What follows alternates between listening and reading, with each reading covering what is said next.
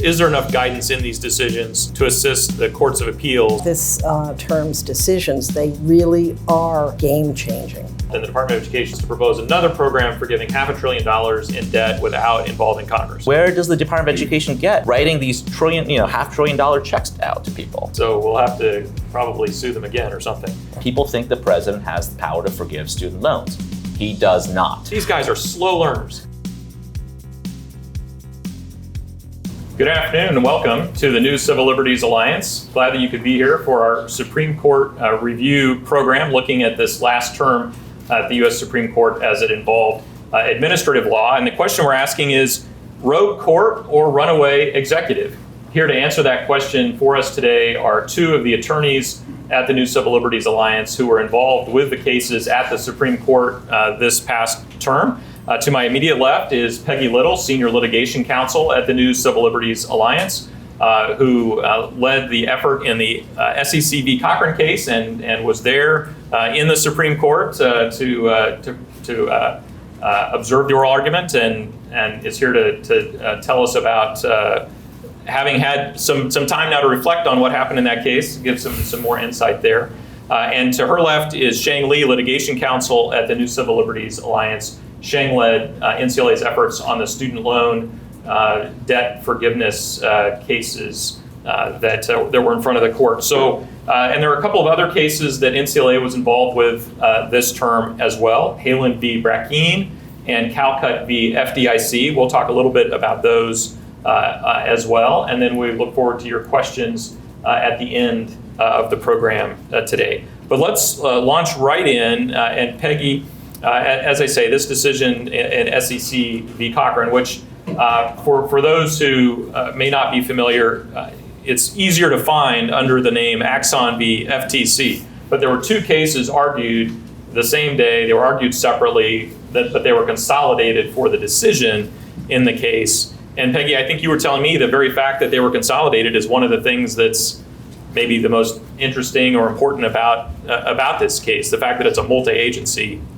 decision. But before we get to that, what's the holding in SEC v. Cochran? The holding in SEC v. Cochran, which is a victory for NCLA after 5 years of intensive effort on this question, is that there is jurisdiction in Article III courts for persons charged by administrative agencies to make structural challenges in the district court before they have to undergo the administrative proceeding.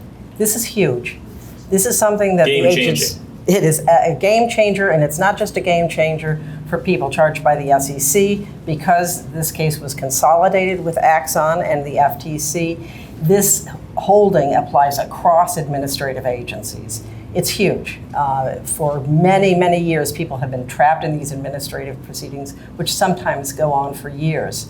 And what's delightful and exciting and a little vindicating, I would say, is that it was a unanimous decision by the Supreme Court. There was not one dissent. In fact, there were two separate decisions that would have gone even further in terms of vindicating that right. And that was Justice Thomas first, if I remember Justice correctly. Thomas held that when there was a private right at issue, he would have expanded that jurisdiction, which is hugely important. It's something that we hope the other justices will and courts will agree with. They didn't need to decide that in this case. No, they did not, and there's no way to pull which justices might have gone that way, but there's also no way to rule out the fact that there are justices willing to go that far. And right. Justice Gorsuch found that the basic jurisdictional statute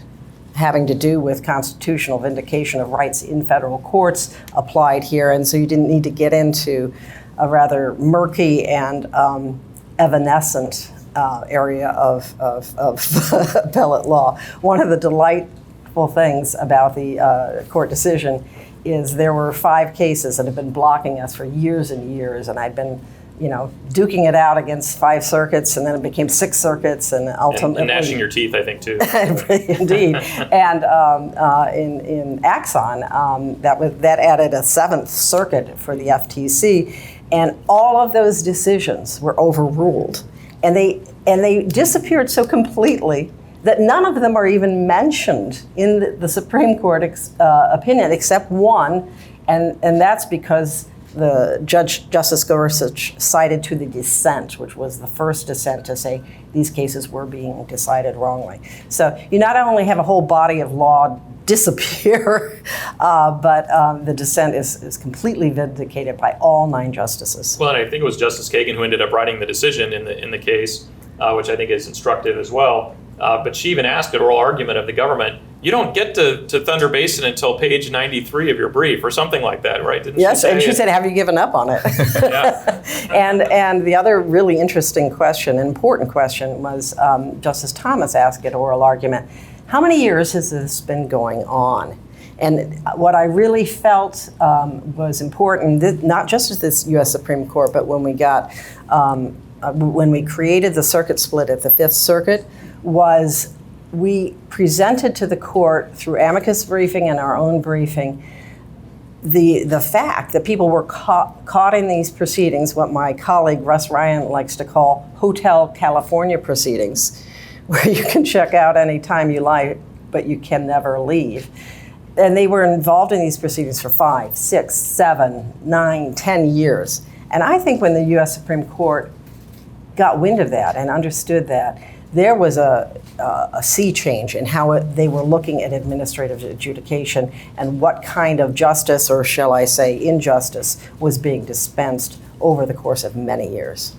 Yeah, absolutely. So the other case that was that I mentioned briefly before, Axon v. FTC, a little bit different facts in that case.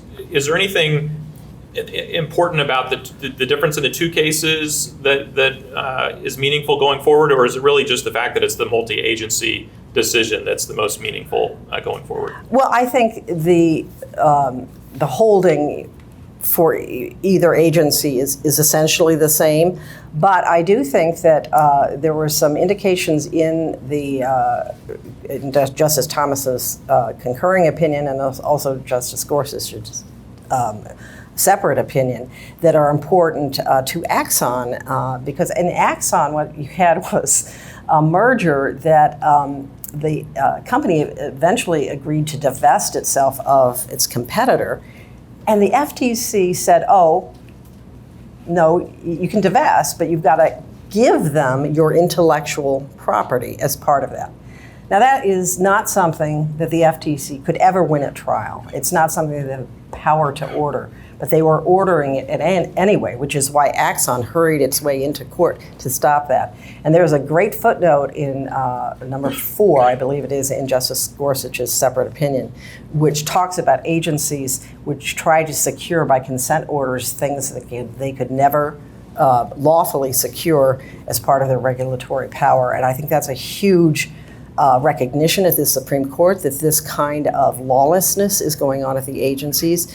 And I think you're going to see a lot of people picking up on that hint from Justice Gorsuch that they don't have to submit anymore to these lawless and unreasonable demands.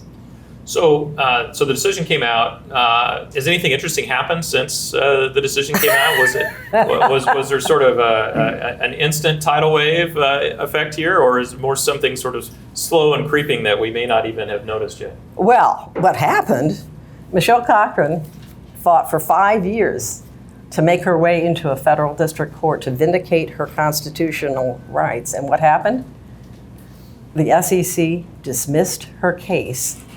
But not just her case, 42 cases. It wiped clean the docket of any person in an administrative proceeding before the SEC who could possibly challenge the case in court. That's astonishing. That shows an agency that is unwilling to submit to judicial review, that is willing to toss cases. One of our clerks who's here today actually calculated the time those cases have been in litigation and said if you lay the time end to end, it would take you back to the Adams administration. And by the way, the first John Adams, not Quincy. So that's 200 years. Yes, of time. And rather than have its processes submitted to judicial review for their constitutionality, the SEC tossed out 42 cases to wipe clean the opportunity for anyone to bring the cases before Article III courts. That's shocking. It's unprecedented, and it shows an arrogance on the part of the agency that is disturbing. And it's over 5 years on average, because it'd be 220 years. It's over 5 years on average for those 42 cases. Yeah, and that's not surprising. 5 years is almost, I would say, an average of time that these cases linger in the Hotel California.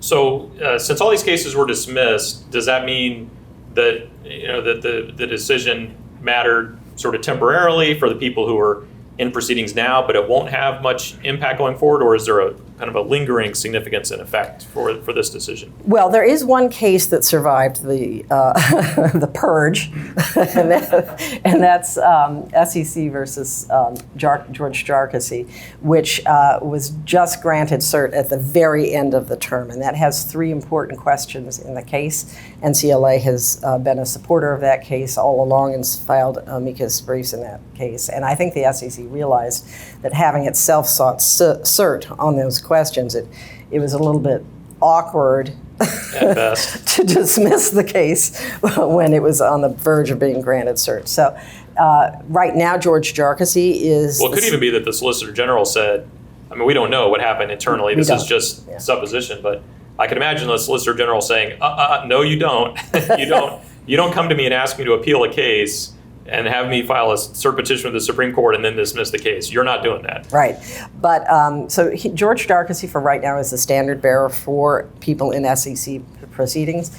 But as I say, the Cochran Axon decision applies across agencies. And so anyone in a position to challenge, whether it be the denial of jury trial rights or delegation issues or the removal protections that these ALJs have, are free to do that. And we're seeing some stirrings of that, for example, in the FDIC, which was largely believed to have jurisdiction stripping under its statute. There are now district judges saying, no, you can bring your constitutional questions before the courts, and that's just terrific.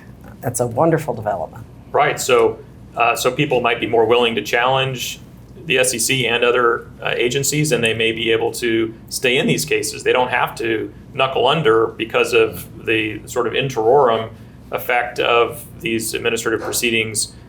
We've talked here about the process is the punishment. Well, the agencies can't make the process the punishment anymore, at least if there are constitutional problems with how the agency's proceeding. And that is so important because the process really is the punishment. And we talk to people all the time who are trapped in these administrative proceedings who are being, the thumb screws are really being applied to them to settle. Otherwise, they're facing hundreds of thousands of dollars in defense costs. Nobody can afford to fight these agencies. And so now that we know, because of this ruling, no, if you have a constitutional issue, you can take that to district court for a $400 filing fee and have that vindicated.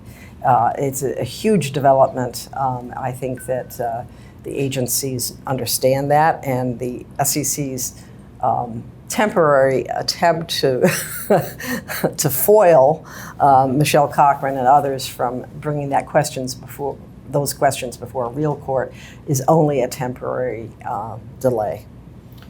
Well, Sheng, let's you've been patiently waiting your turn here. Let's bring you into the conversation. So there were two different cases at the Supreme Court on the student loan issue. There was the Department of Education v. Brown case that was brought by some individuals who, as I understand it, were sort of left out of the student loan forgiveness. And then there was a case brought by state attorneys general, the Biden v. Nebraska case. In the Department of Education v. Brown case, what did the court decide? So this was another 9-0 decision by the Supreme Court.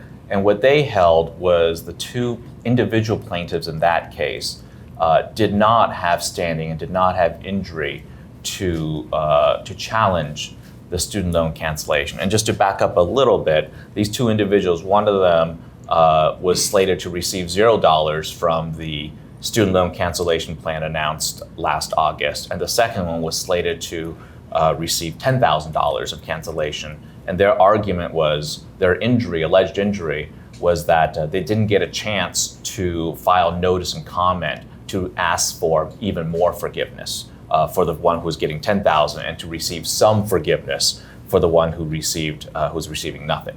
And the Supreme Court said that alleged injury for notice and comment was far too attenuated from the plan to give them standing to challenge the law. And so the court didn't even weigh in on the merits in that case. It just said there's no standing, we don't need to go any further. And that case came up from the Fifth Circuit. That's right, yeah. It was in the Northern District, Texas, then the Fifth Circuit and the Supreme Court. Okay. And then the second case, Biden v. Nebraska, I believe came up from the Eighth Circuit Court of Appeals. And it was, even though the case is Nebraska, it was argued by the Solicitor General of Missouri. Oh, no, it was the other way. It was Nebraska. The Solicitor General of Nebraska did argue it, but Missouri had the strongest standing argument. Gotcha. Yeah. Okay, you're right. So right. This case has 6 states. It was Missouri, Iowa, Arkansas, Kansas, South Carolina, and Nebraska. The Nebraska Solicitor General was arguing it, and one of the states' argument for standing was the fact that all these states were invested in these private loans, student loans, that under the forgiveness plan could be consolidated into federal loans. And then forgiven. And if that happened, these states would lose their revenue from these private loans, and therefore would have standing. But what the federal government did was just hours before the states filed this lawsuit, revised their plan a little bit and said private loans are no longer eligible for consolidation, which meant most of these states, based on this private loan holding, couldn't really get standing anymore. So that seems like a theme that I'm detecting. So in SEC v. Cochran, we have the SEC dismissing 42 cases to prevent anyone from having standing to be able to raise some of the constitutional questions that are still in the pipeline. And in the case you're talking about, we have the Department of Education changing the plan on the fly to try to prevent people from having standing to bring constitutional objections to what's going it's on. This sort of gamesmanship with standing. It's becoming more and more common. And I think it's revealing as to how the defendants, the Department of Education, how confident they are on the merits. If they're so willing to work so hard to keep the courts from reviewing the merits, they're willing to throw all these students that they purport to want to help who have private loans under the bus to protect, to ensure that courts don't review their plan.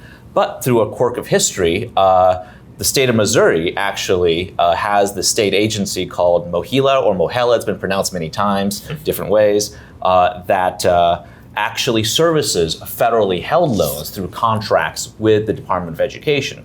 And the way these contracts work is that MOHELA gets a set fee for each contract it services per year. And if a large number of loans were canceled, some number of those loans will go to zero.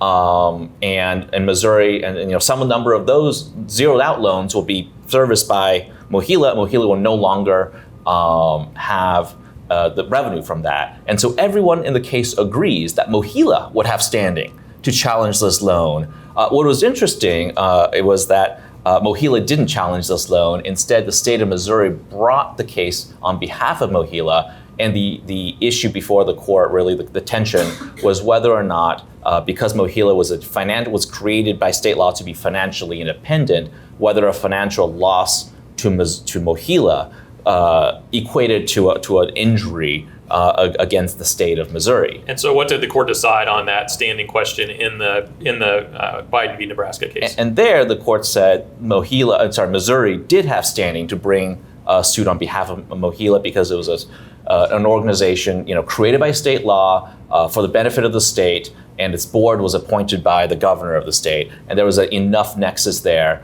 despite the financial independence, for Missouri to have suffered an injury. Okay, and then because they did find standing, they went on to reach the merits. So what's the holding on the merits of the case? And was this a 9-0 decision too? This was on this case was a 6-3 decision with Justices Roberts writing, joined by Gorsuch, Thomas, Alito, Kavanaugh, and Barrett, and then the 3 democratically appointed justices dissented. And on the merits, Justice Roberts' majority opinion held that the statute that the Biden administration kind of hung this program on did not, in fact, authorize the cancellation of loans, which added up to be, depending on how you estimate it, between $400 and $500 billion. Right, and so I remember from the oral argument that Chief Justice Roberts was very hung up on this question of waive or modify. And yes. What counts as waive, what counts as modify. And then that did play quite a big role in the decision as well. Exactly. So the statute, by the way, it's this called the HEROES Act. It was passed in 2003 after the wars in Afghanistan, and it authorizes that during a war, military operation, or other national emergency, the Secretary may waive or modify a statutory provision related to student financial assistance for people affected by the war or military operation or national emergency. And COVID here was the national emergency that counted. And so Roberts looked at the statutory language. He particularly looked at the word modify. And I think one of the best lines, and I'm paraphrasing, not getting the exact quotation right, but using the word modify to cancel this amount of loans is like saying the French Revolution modified the status of the French nobility. It is just a total understatement. Right. And I think he was quoting Justice Scalia on that. Scalia said that might make sense, but only because our language accommodates irony and sarcasm and so forth. So based on that, he said that the word modify really just means small changes, not just wholesale forgiveness to the loan forgiveness provisions within the Higher Education Act. And those loan forgiveness provisions are extremely narrow, by the way. The government cited one that applies to disabled students or borrowers, one for bankrupt borrowers, and one for borrowers who basically went to like phony baloney schools.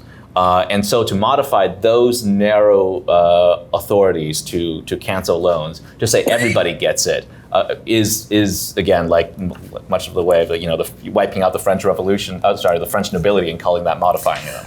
I'm just wondering if that's an official accreditation status. Phony baloney. In terms of trends that we're seeing, would this case fall into the recent line of cases that have raised the major questions doctrine? Did that figure in here as well? Yeah, I think this is really the third of what I like to call the trilogy of the COVID major question cases. The first of which was the eviction moratorium case, where Alabama Realtors. Right, the Alabama Realtors v. HHS, where HHS used a very old 1950s era law about public health and sanitation and picked out just vague language from there and said, about quarantine. About quarantine. And said, all along, this vague language allowed the agency to impose a nationwide moratorium on evictions, affecting upwards of $50 billion per year worth of rent, foregone rent. And the Supreme Court there said, Congress doesn't hide elephants in mouse holes, so you can't take vague language and pretend it all along gave you this massive authority that Congress granted you, because we expect Congress to speak more clearly when they delegate this much power to you. And the second one of the trilogy is the vaccine mandate case, where OSHA found, under its authority, this vague language about workplace health and safety standards, and said, well, we think this gives us the power to impose, force employers to vaccinate their employees. All something like 130 million employees would be covered under this. And again, the Supreme Court said, well, look, we don't think vague terms like health and safety covers forced mass vaccination. We're going to expect Congress to speak more clearly. And once again, on this case, it's the words. I mean, the words are different every time, but the pattern is the same. It's some vague old law. Here, it's a 20-some-year-old law about war and military operations, and the words were modify or waive. Kind of, look, maybe it's kind of vague, and maybe if you squint hard enough, it means what you want it to mean. But the court once again said, when the assertion of authority is this large, here about $500 billion, and more so because $500 billion is what they wanted to forgive. Right. The sky's the limit. There's over 1.7 trillion in student loans that could be theoretically forgiven. And so if that's what we're talking about, we're going to expect Congress to speak more clearly, and Congress did not do so here.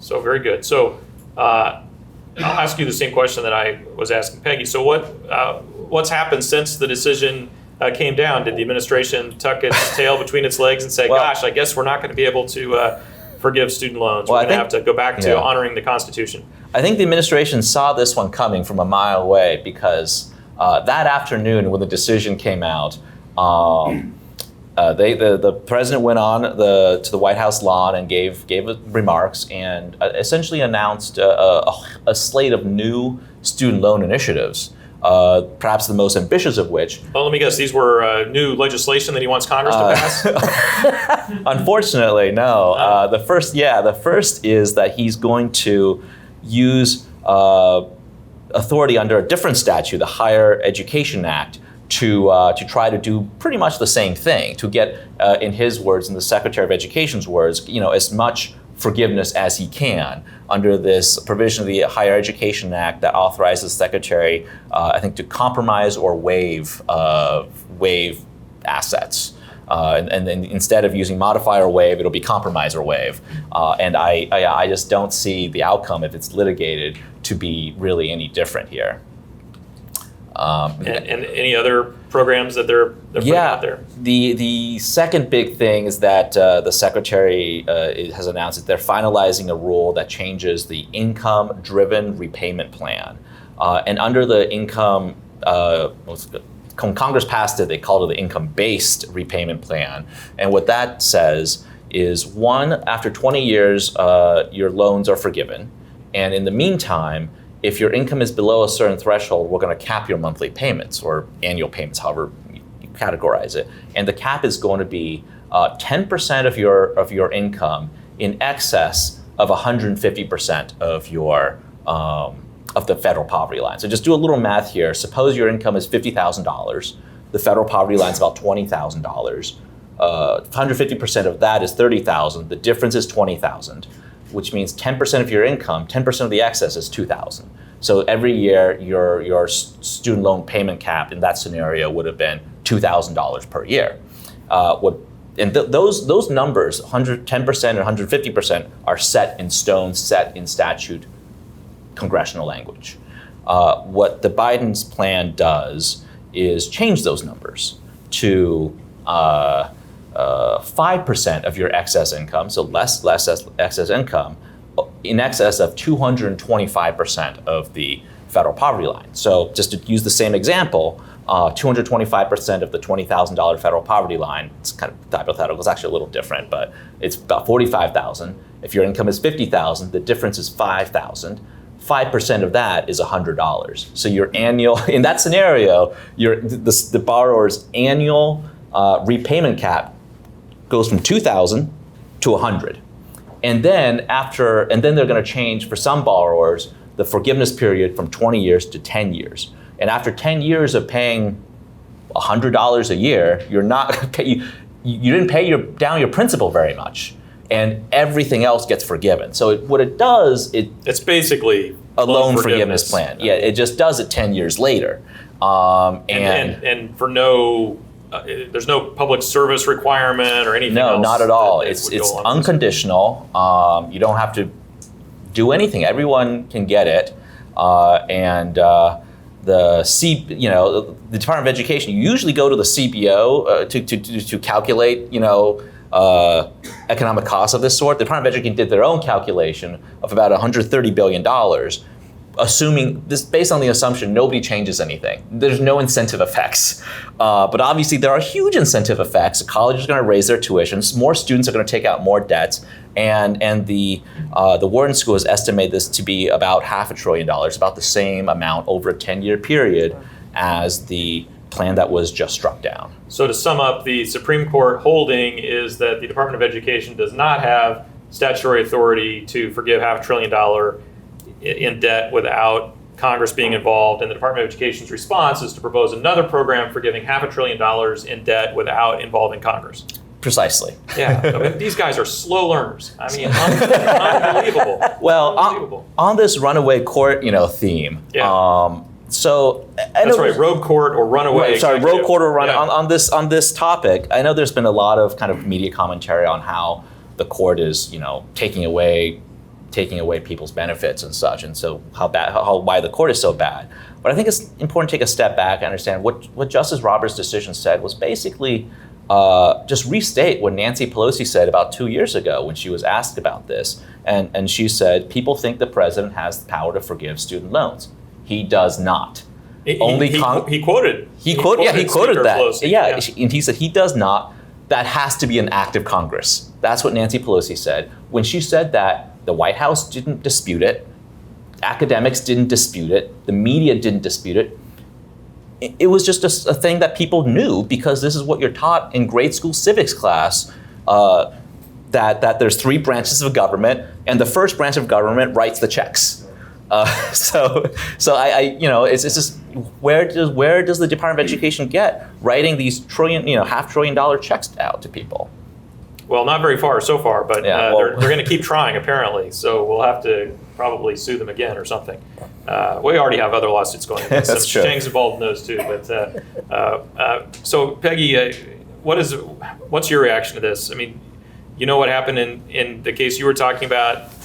You followed the student loan cases. Rogue court or runaway executive? It's runaway executive. I mean, these agencies really do not feel that the court has authority over them, and if they just, wipe the slate clean, in my case or in Sheng's case, dig out another statute and concoct some rationale under that, that they can just do what they want, and it's contrary to everything you're taught about lawmaking, about checks on power, and yet I think that administrative agencies in particular and the executive have had so much unchecked power for so long that they think they can hoodwink us and get away with these things. And you think about earlier examples of where the executive has admitted that it does not have power to do things and yet goes ahead and does it. It's deeply troubling. And we have gone from a country that believes in the rule of law and constraints upon federal power to, anything goes and what will buy you votes. And that's not where we should be. No, and it is troubling. There were a couple other cases that I mentioned at the top, and Peggy, I know you were involved with our Calcut v. FDIC amicus brief. Can you briefly explain the holding in that case? Well, they just granted cert on the first question, which was actually not even what we briefed. And it's a technical holding, but what I think is important about Calcut and some other cases under the banking statute, the FDIC statute, is that courts are applying constitutional scrutiny to those agency actions. And so what I had said at the outset, that these were across agency decisions, is being borne out by how the FDIC statute's being interpreted below, and that was a statute that was largely believed to have stripped jurisdiction from courts to even review its proceedings, and that seems to be eroding. When those walls fall, what you know is that administrative agencies are now going to be held accountable in Article III courts to constitutional provisions and demands. And so that case is being sent back down to the Sixth Circuit Court of Appeals, if I understand correctly. Well, it's actually being remanded to the trial court. To the trial court? Yeah. Okay. So, yeah. And then the other case that we briefly discussed, Sheng, was Halen v. Brackeen. That's right. And what was the holding in that case? There, the Supreme Court upheld the legality of the Indian Child Welfare Act of 1978, and also held that the plaintiffs in that case lacked standing to bring some of the more interesting challenges, including the one that the non-delegation issue that NCLA raised in its amicus. So what happens with that case now? There's no further proceedings? No further proceedings. You're right. So we're done there. So this is a law that preferences Indian adoptions to Indian tribes. Doesn't have to be a particular Indian child's tribe, but creates that preference. And NCLA's interest in there comes from a particular part of the statute that actually lets Indian tribes come in and reorder the preference however they want, but it has to be the least restrictive setting appropriate to the particular needs of the child. And NCLA's argument was that's an unconstitutional delegation, first to a non-federal group, an Indian tribe, and second, because it lacks an intelligible principle. Unfortunately, the court said that the plaintiff in that case did not have standing to raise that particular challenge. So that issue hasn't been decided either way. Exactly. Well, it was decided by the lower courts, but then those decisions were vacated because of the lack of standing.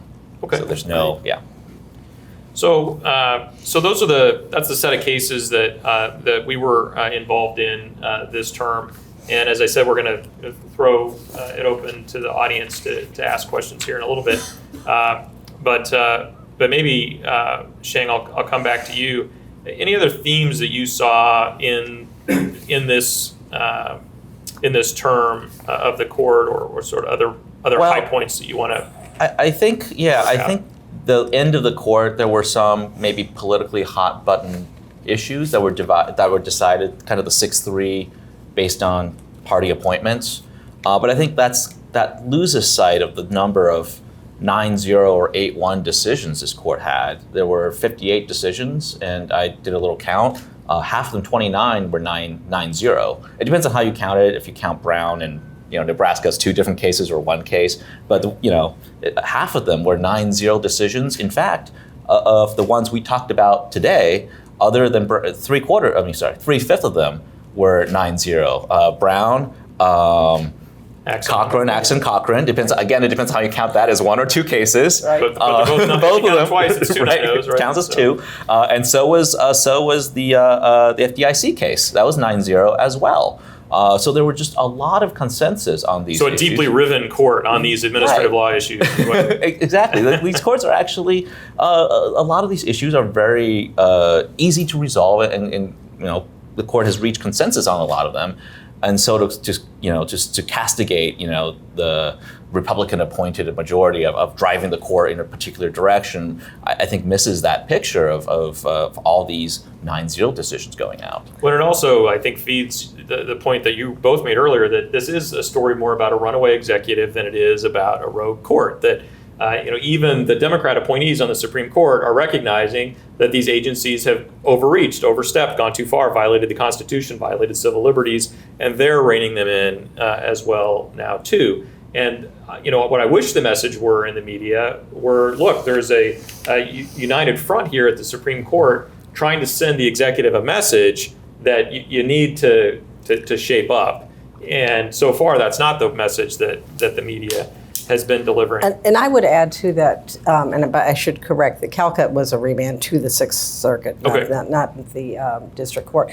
And that's important, because what we see here is circuit courts that have far too long acquiesced in a lot of administrative power are being told, no, you don't do that. And Cochran itself overruled 5 circuit court decisions that were just for many years a total barrier to this kind of review.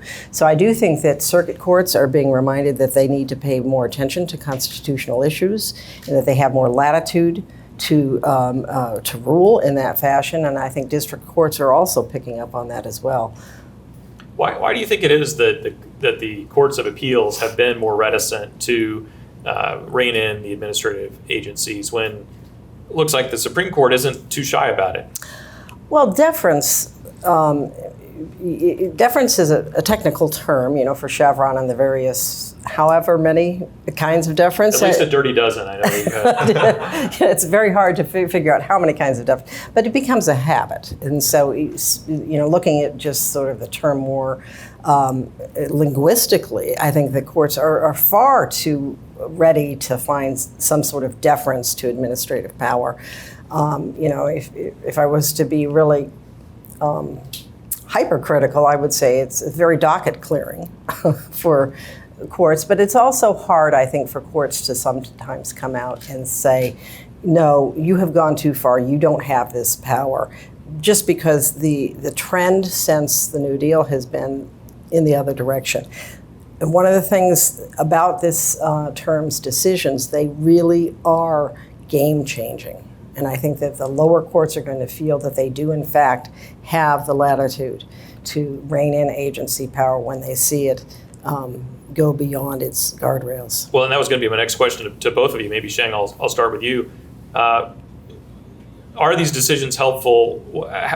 Is there enough guidance in these decisions to assist the courts of appeals in the next set of cases that comes along that's similar? Yeah, I think so. And I think one reason you see this mismatch, perhaps, is that the courts of appeal and the lower courts are sort of lagging on the Supreme Court. It just takes some time for when the Supreme Court issues these decisions for lower courts to adopt them and to kind of get in line. And I think the Cochran and Axon decisions make no mistake. This is not very clearly sets forth a standard of allowing litigants to directly access district courts, and there's no way I think any court can gainsay that. Exactly. Yeah. And I think over the last on the student loan case, but over just the last maybe 2 or 3 years, there's just one major question case after another. I think makes it every one just makes it more and more clear that lower courts should not be over-interpreting vague language to countenance, an agency's assertion of broad power. And same question to you, Peggy. Yeah, well, I think West Virginia versus EPA really, from the prior term, is the death knell to digging into these old statutes and finding powers in them that no one who passed the law would have ever dreamed was included in the statutory power. This includes many things like ESG.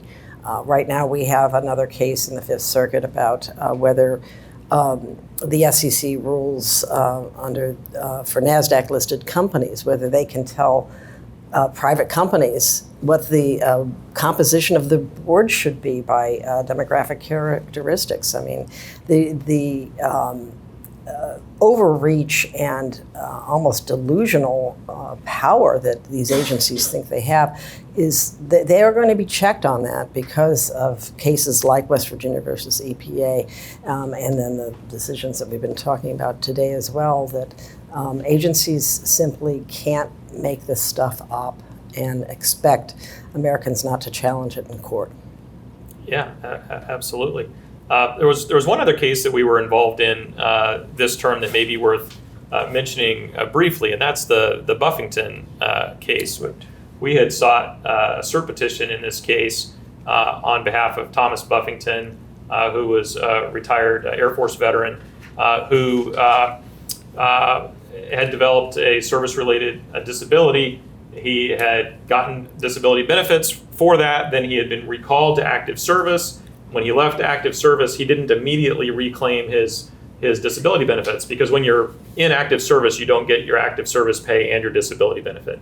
And so then eventually he did seek his disability benefit to be restored, and the agency had said, well, we can only go back 1 year. We can't go all the way back to when your active service ended. Well, that's not in the statute. That's just a matter of VA regulation. And what NCLA argued is the court shouldn't be deferring to the agency's interpretation of these statute or of the statute or to the agency's regulation, that the court should make its own independent judgment. And if anything, there's a substantive canon that says that in these sort of veterans cases that you defer in the case of an ambiguity to the veteran. And we tried to get the court to grant that case, which it did not do. But there was a nice dissental in the case from Justice Gorsuch, in which he said that the Chevron deference deserves a tombstone, and that people like Mr. Buffington deserved better from the Veterans Administration and from the United States courts. And I thought that was a very nice dissental from the denial of cert that we got there from Justice Gorsuch. So I did want to mention that one as well. And then, of course, to point out that the court has now granted a cert petition for the coming term on the Chevron deference question. So hope's eternal, I guess, that the court will eventually come up with that tombstone that Justice Gorsuch mentions.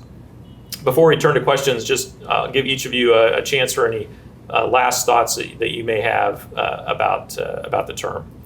Well, I actually mentioned Buffington. I thought the grant of cert in Loper Bright, which is the other Chevron case, kind of owes a little bit, I think, to the Gorsuch dissent in Buffington.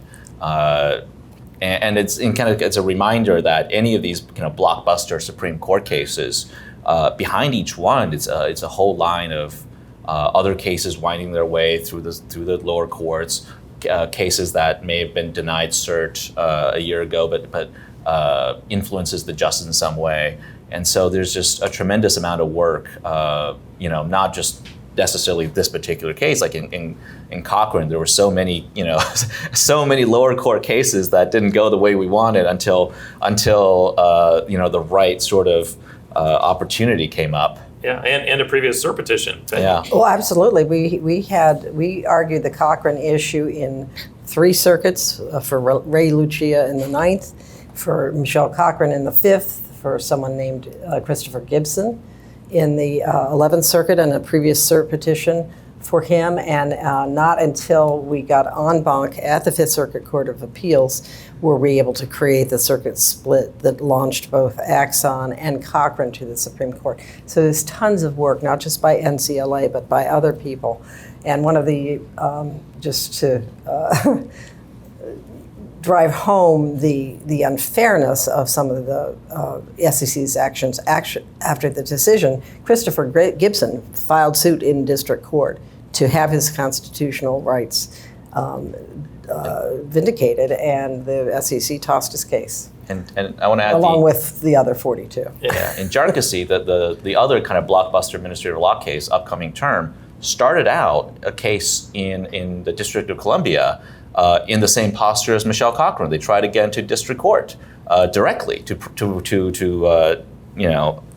complain of these agency abuses, and were shut out initially. Before he went through the 7 years or whatever it was exactly. of administrative and it's process. only after that the Supreme Court granted cert. But if things were a little different, if Cochran went a little earlier, then one would think Jarkissi could have gotten there a lot faster. And I do think the Supreme Court should have the how shall I put this? The character to admit to these. Moxie. Yeah. Well, just be honest. Ray Lucia was up before the Supreme Court in 2018, and he had the same removal question that Michelle Cochran had before them, and they declined 5 years earlier. 5 years earlier. And they declined to take cert on that issue and let it percolate up. And the problem with percolation is you trap people for years in this kind of situation. Same thing, as Sheng points out, with George Jarkissi.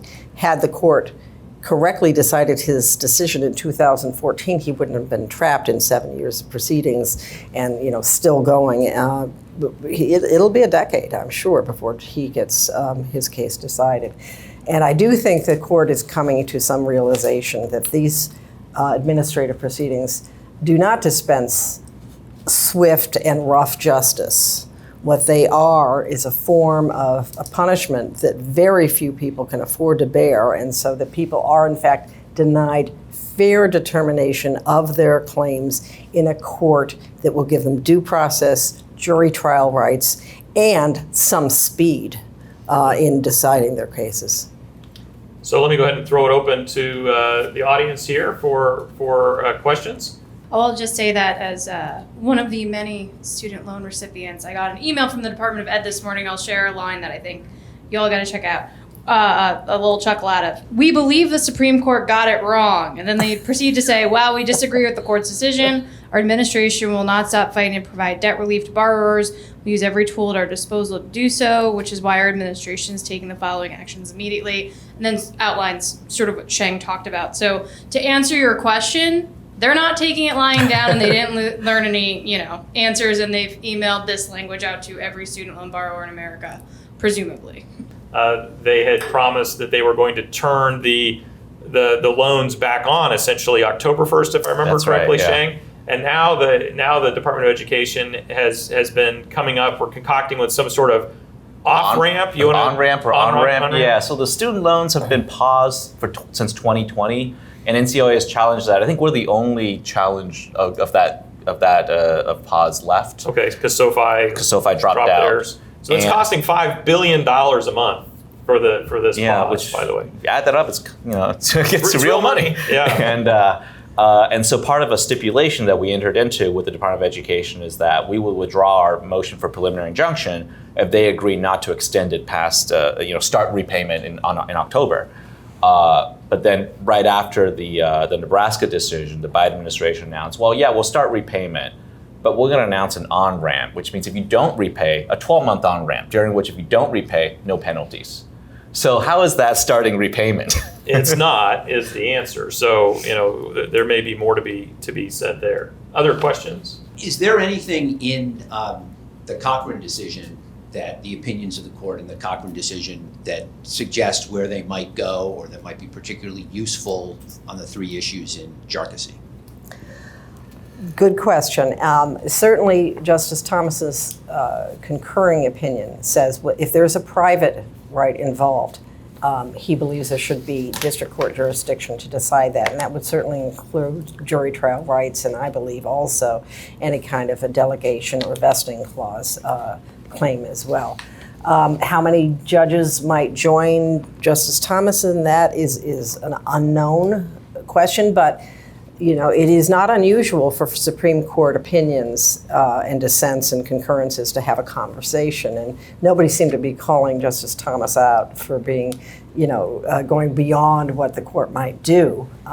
And certainly, I think also Justice Gorsuch's plain statutory interpretation that you get into a court because of Section 1331 that says if you've got a constitutional question, you get into court. That's not ruled out as an alternate route to get your constitutional claims in district court. It's simply that the court preferred to use an old precedent called Thunder Basin to get to the same destination. But I think Justice Gorsuch's... You like the Gorsuch shortcut? How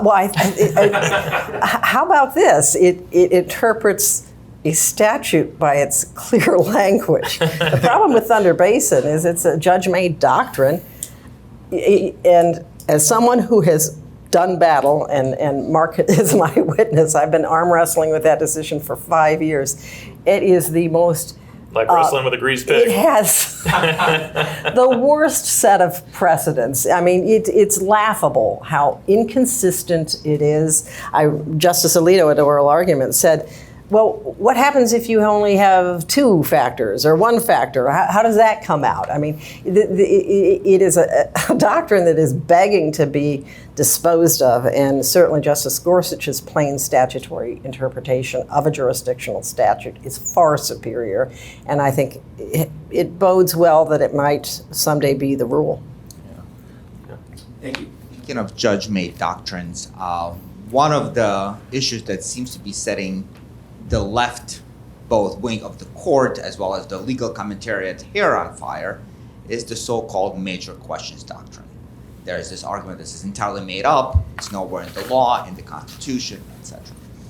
But it occurs to me, and I would love some comments if I'm right, whether I'm right or wrong, is that the alternative to the major question doctrine is the reinvigoration of non-delegation doctrine, the real non-delegation doctrine, because if Congress actually is empowered to delegate these major questions and telling EPA, go and make sure there's good air, however you do it, or go and make sure the water is clean, that cannot be an intelligible principle. If Congress says to the Secretary of Education, do whatever you want with student loans, that cannot be an intelligible principle. So it seems to me, and again, maybe I'm wrong, but it seems to me that the major questions doctrine should be making people on the left happy, because the alternative is much bigger tool.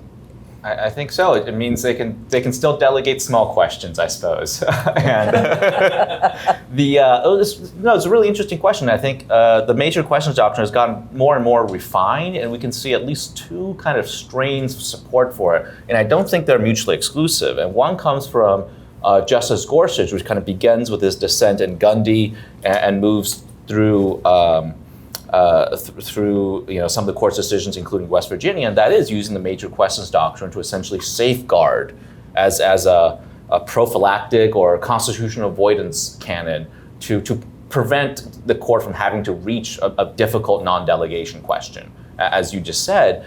And the second one is very interesting, is that the one that Justice Barrett articulated in the student loan case in Nebraska, where she was responding to Justice Kagan's dissent. Justice Kagan saying, well, literally, if we read, modify, and waive literally, can't you get to forgiveness? And Justice Barrett says, well, I'm a textualist, not a literalist, and a textualist, without having to use constitutional avoidance doctrines, a textualist should still interpret the text based on context. And she gives this, I think, great example from our everyday life where a mother and a father gives a babysitter a credit card when they go on vacation and says to the babysitter, hey, here's a credit card, make sure the kids have fun. Now, in one scenario, if you interpret make sure the kids have fun literally, that grant of authority would let the babysitter take them on an out-of-town vacation to an amusement park and stay in a hotel and run up thousands of dollars. But if you read it contextually, it lets them, buy them ice cream and pizza. And so which one of these scenarios is just more, a common sense understanding of language, which one is more reasonable? You would think President Biden would be all for the ice cream. Well, yeah, there you go. Maybe that's why she made that example. But yeah, so it's so I think they're not mutually exclusive. These two kind of views of the major question doctrine. One is to avoid the constitutional problem of the non-delegation doctrine, and the other is this is just how language works. And either way, I think you get to the same result, which is to say, you can't, there are no elephants in mouse holes. Yeah. So before I talk about some of our upcoming events, Peggy, I wanted to give you a chance to plug the article that you're working on, if you're so inclined. I will be publishing an article on Axon and Cochran in the Cato Supreme Court Review. It will come out later this year. On Constitution Day, September 17th. I think. Right. And then I also published recently an article on the Jarkissi case and some of the wisdom that I've learned from working on. And that one's already out. That is already out in the Texas Law Review of Texas Review of Law and Politics. That's it. And so that will elucidate some of the issues that Michelle Cochran was trying to vindicate, and as they might go forward in the Jarkissi case as well. Fantastic. So that's where you can go if you have more questions about the Cochran case, more questions about Jarkissi. Also, in September, we will be looking at some of the cert petitions that are pending and some of the cases that the Supreme Court has already taken leading into October term 2023. That will certainly include Jarkissi, Loper Bright, the Cargill case on bump stocks, which will either have been granted at that point or will still be pending cert at that point. The Consumer Financial Protection Bureau case and whether that has been unconstitutionally funded, and the Crystal Moroney cert petition that NCLA filed that's on that that one's already been granted, and then Crystal Moroney is the one that's still pending on that same issue. There's the SEC v. Murphy case on sort of slicing and dicing of penalties and how much SEC gets to do that. So there's a whole lot. Look for that. And then later this month, we intend to have a lunch and law program on the recent Missouri v. Biden preliminary injunction that was granted by the Western District of Louisiana, which is stopping the federal government from all of the social media censorship that it has been up to. And if you haven't been paying attention to that issue, you're going to want to tune into that lunch and law, because it's stunning the degree of censorship that the federal government has been getting away with, and terrific that Judge Dowdy granted this preliminary injunction.